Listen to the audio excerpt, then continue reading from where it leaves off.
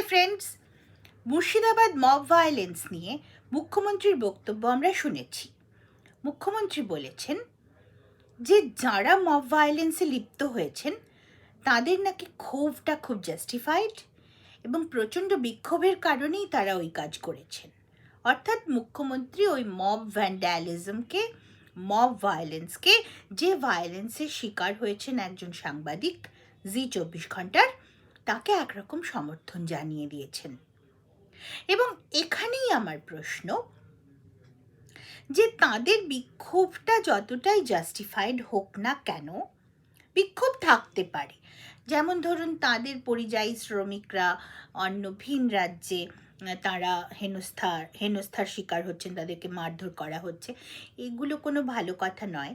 সুতরাং এরকম ঘটলে মানুষের বিক্ষোভ স্বাভাবিক। এরকম এই ঘটনাগুলিতে মানুষ বিক্ষুব্ধ হবে, এটাই স্বাভাবিক। কিন্তু বিক্ষোভ যতই থাকুক না কেন, বিক্ষোভ প্রকাশের জন্য কোনো বেআইনি রাস্তা নেওয়া বা ক্রাইমের রাস্তা নেওয়াটা কতটা সমীচীন বা কতটা বুদ্ধিমত্তার পরিচয়, সেটা কিন্তু এখন বিবেচনা করবার সময় হয়ে গিয়েছে। এসআইআর এর নোটিশ পাওয়া কোনো বিক্ষোভের কারণ হতে পারে না। মুখ্যমন্ত্রী বলছেন যে প্রচুর এসআইআর এর নোটিশ পাচ্ছেন লোকেরা, ফলে তাঁরা বিক্ষুব্ধ হয়ে উঠেছেন। মুর্শিদাবাদের লোকেরা প্রচুর এসআইআর এর জন্য তাদের নোটিশ পাঠানো হচ্ছে গোছা গোছা, সেই কারণে তারা বিক্ষুব্ধ হয়ে উঠেছেন। এসআইআর এর নোটিশ পাওয়া কোনো বিক্ষোভের কারণ হতে পারে না। কারণ এটা এই এসআইআর টপিকটা নিয়ে আমি বারংবার ভিডিও এই কারণেই করছি যে এটা কিন্তু এসআইআর এর পদ্ধতিটা কিন্তু আমাদের ভারতীয় গণতন্ত্রকে এবং গণতন্ত্রের ভারতীয় সংবিধানকেও বেশ খানিকটা বুঝতে সাহায্য করছে। বিশেষ করে ইলেকশন, ভোট ব্যাপারটা ঠিক কী, সেইটা বুঝতে কিন্তু আমাদের অনেকটাই সাহায্য করছে এই এসআইআর প্রসেসটা।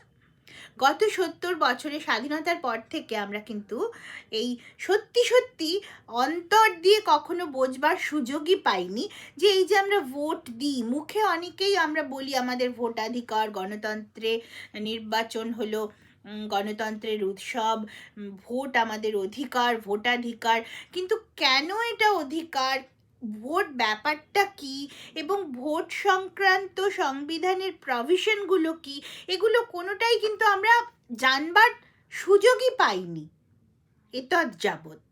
কিন্তু এই যে এসআইআর প্রসেসটি হচ্ছে, তার মধ্যে দিয়ে যেতে গিয়ে সাধারণ মানুষ কিন্তু সেইটা বোঝবার একটা সুযোগ পাচ্ছে। সুতরাং এসআইআর এর নোটিশ পাওয়ার জন্য, হিয়ারিং এর নোটিশ পাওয়ার জন্য বিক্ষিপ্ত হবার বা উৎক্ষিপ্ত হবার বা বিক্ষুব্ধ হওয়ার কোনো কারণ নেই। যেমন শুনলাম যে অ্যাক্টর সৌমিত্রিষা, মানে জি বাংলায় মিঠাই সিরিয়ালের যে অভিনেত্রী, সেও হিয়ারিংয়ের নোটিশ পেয়েছে এবং সেটা কিন্তু খুব স্বাভাবিক। কারণ আমরা প্রত্যেকেই বুঝতে পারবো যে সৌমিত্রিষার যা বয়স, তাতে 2002 সালের ভোটার লিস্টে, 2002 সালের ভোটার লিস্টটাকে যেহেতু বেস ভোটার লিস্ট ধরা হয়েছে, ইলেকশন কমিশন ওই লিস্টটাকে একটা বেস ভোটার লিস্ট ধরেছে। সবসময় তার ঠিক পূর্ববর্তী এসআইআর যে সময় হয়েছিল সেইটাকেই বেস ধরার নিয়ম। সেই কারণেই 2002-এর ইতিপূর্বে আমাদের 2002 এসআইআর হয়েছে, সুতরাং 2002-এর লিস্টটাই হচ্ছে আমাদের বেস লিস্ট। তো 2002 সালে সৌমিত্রিষার নাম কিন্তু ভোটার লিস্টে থাকা সম্ভব নয়, কারণ সৌমিত্রিষা তখন হয়তো তার জন্মই হয়নি, সুতরাং সেটা সম্ভব না। কিন্তু এখন তার ভোটার লিস্টের নাম আছে, ফলে সে কিন্তু প্রোজেনি ম্যাপিংয়ের মধ্যে পড়বে। আমি এই প্রসঙ্গে টাইমস অফ ইন্ডিয়ার একটা রিপোর্টের একটা অংশ আমি একটু পড়ে শোনাতে চাই। Of 7.6 crore voters in Bengal, 3.8 crore gave their parental or other relatives links in enumeration forms. EC is concerned about the high progeny mapping percentage.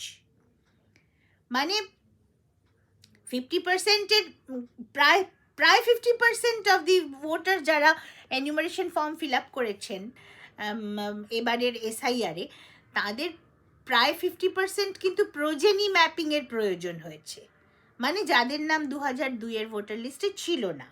Soumitrisha নিশ্চিতভাবেই তাদের মধ্যে একজন।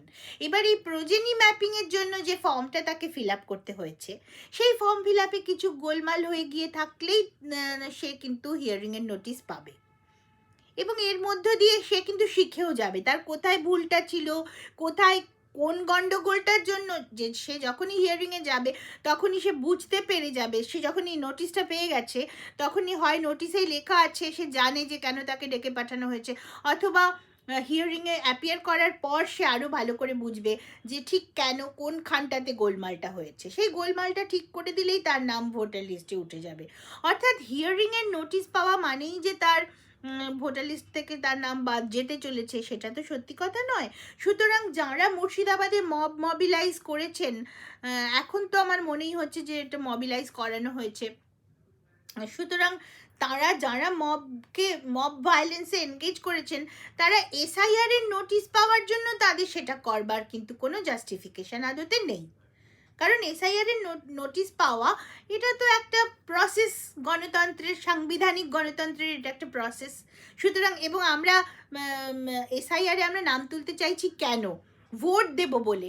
তো ভোট দেওয়া বিষয়টাই একটা সাংবিধানিক ব্যাপার। তো সেই সাংবিধানিক বিষয়টার জন্য, একটা সাংবিধানিক অধিকার প্রয়োগ করবার জন্য আমরা অসাংবিধানিক ক্রাইমের রাস্তা কেনই বা নেব? রাস্তায় নেমে একেবারে পাবলিক প্রপার্টি সমস্ত ধ্বংস করে গণহিংসায় উন্মত্ত হয়ে উঠে, অর্থাৎ এগুলো ক্রাইম করা, অর্থাৎ অসাংবিধানিক একটা রাস্তা নেওয়া। সাংবিধানিক অধিকার অর্জনের জন্য অসাংবিধানিকতার রাস্তা নেওয়ার পদ্ধতিতে আমরা কেন যাব? যত বিক্ষোভই আমাদের হোক না কেন আমরা কোর্টে চলে যাব, যেটা বিক্ষোভ প্রদর্শনের অথবা শান্তিপূর্ণ ডিমনস্ট্রেশন করব, প্রতিবাদ করব শান্তিপূর্ণভাবে, রাস্তার একটা ধারে দাঁড়িয়ে আমরা আমাদের প্রতিবাদ জানাবো, বিক্ষোভ করতে পারি, বিক্ষোভ জানাতে পারি। তার জন্য পুলিশের কাছ থেকে আগে থেকে পারমিশন নিয়ে বিক্ষোভ দেখানোই যেতে পারে, অথবা কোর্টে যাওয়া যেতে পারে, আদালতের রাস্তা সবার জন্য খোলা। সুতরাং সেগুলোই হচ্ছে গণতান্ত্রিক পদ্ধতিতে প্রতিবাদ এবং বিক্ষোভ জানানোর উপায়। এটা তো রাস্তায় প্রতিবাদ করলে তো মানে সেটা একটা অসাংবিধানিক উপায় হয়ে গেল। একটা সাংবিধানিক অধিকার অর্জনের জন্য অসাংবিধানিক উপায় আমরা কেন নেব? এবং সৌমিত্রিষাই বা কেন দুঃখিত হবে যে তাকে নোটিশ দেওয়া হয়েছে, তাকে হিয়ারিংয়ের জন্য ডাকা হয়েছে? কিছু ভুলভ্রান্তি হয়েছে বলেই ডাকা হয়েছে। এবং এটা কিন্তু আমাদের বোঝার বিষয় আছে, যে সমস্ত তথ্য আমরা তুলে দিচ্ছি, লিখে ফর্ম পূরণ করে ইলেকশন কমিশনের হাতে দিচ্ছি, সেগুলো সমস্ত কিন্তু সেই সমস্ত তথ্য কিন্তু আপলোড হয়ে যাচ্ছে সিস্টেমে, যেটা ভারত সরকারের সিস্টেমের মধ্যে থাকবে। সুতরাং তার মধ্যে কোনো ভুলভ্রান্তি না থাকাটাই কিন্তু বাঞ্ছনীয়। ফলে সৌমিত্রিষার এতে বিরক্ত না হয়ে সরাসরি সেটা হিয়ারিংটা একদম খুব সিরিয়াসলি অ্যাটেন্ড করা উচিত, যাতে তার কোনো তথ্যে কোনো গোলমাল না থাকে, যাতে ভবিষ্যতে কোনো অসুবিধে না হয়। তো এটা তো একটা সুযোগ, এটা একটা প্রাপ্তি, এটা একটা সুযোগ।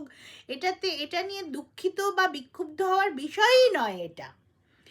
কিন্তু যারা রাস্তায় নেমে পড়েছেন তারা কিন্তু একটা বিপজ্জনক রাস্তার দিকে এগিয়ে যাচ্ছেন।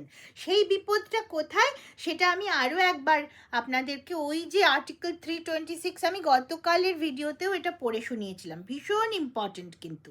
কারা ভোট দিতে পারবেন?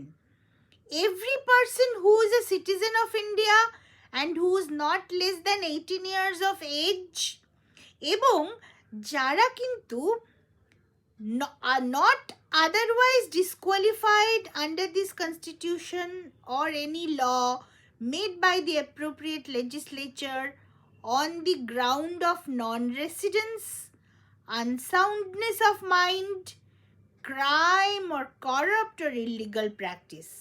কারা ভোট দিতে পারবে? যারা কিনা who is a citizen of India and who is not less than 18 years of age, মানে যে কারা ভোট দিতে পারবে?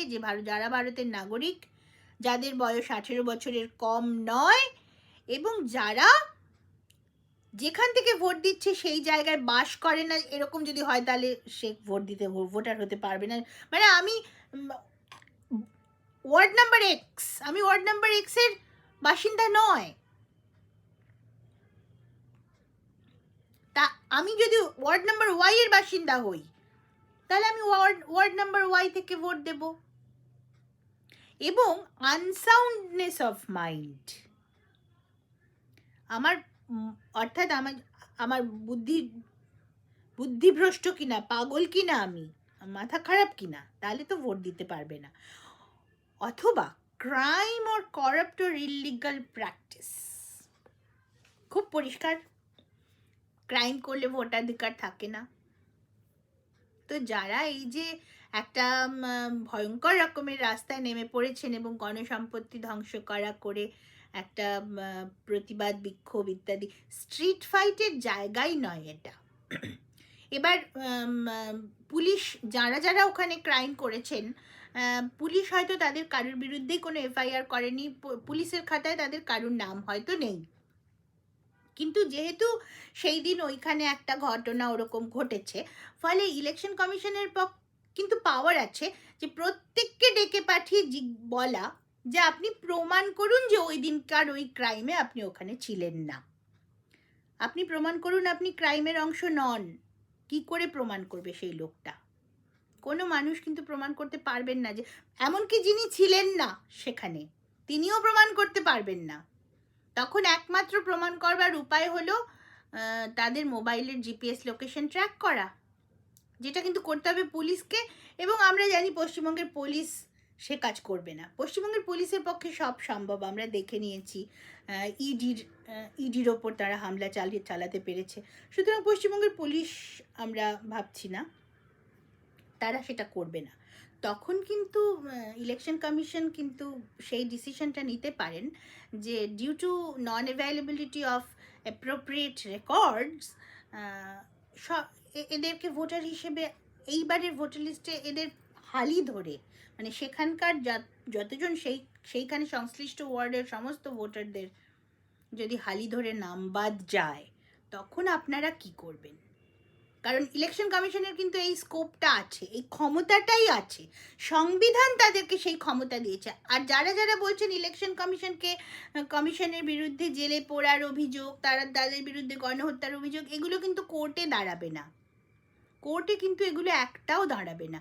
আপনারা কোর্টে যাদের অভিযোগ আসছে তারা কোর্টে চলে যান, মাস পিটিশন জমা দিন কোর্টে। সেটা কিন্তু গণতান্ত্রিক পদ্ধতি, অভিযোগ জানানোর এবং বিক্ষোভ প্রদর্শনের গণতান্ত্রিক পদ্ধতি সেটাই, কোর্টে যাওয়া। কারণ রাস্তায় নেমে প্রতিবাদ করলে কিন্তু বিপদ আরো বাড়বে, কমবে না। কারণ যেখানে যেখানে মাস প্রোটেস্ট হবে সেখানে কিন্তু কমিশনের হাতে একটা আসলে কমিশনকে তখন করতেই হবে সেই কাজটা, ডেকে পাঠিয়ে জিজ্ঞেস করা যে প্রমাণ করুন যে আপনি সেদিনকের ওই ক্রাইমে ছিলেন না। কারণ ক্রাইম কিন্তু আর্টিকেল 326 কিন্তু ক্রাইম কিন্তু ভোটাধিকার থেকে বার করে দিচ্ছে।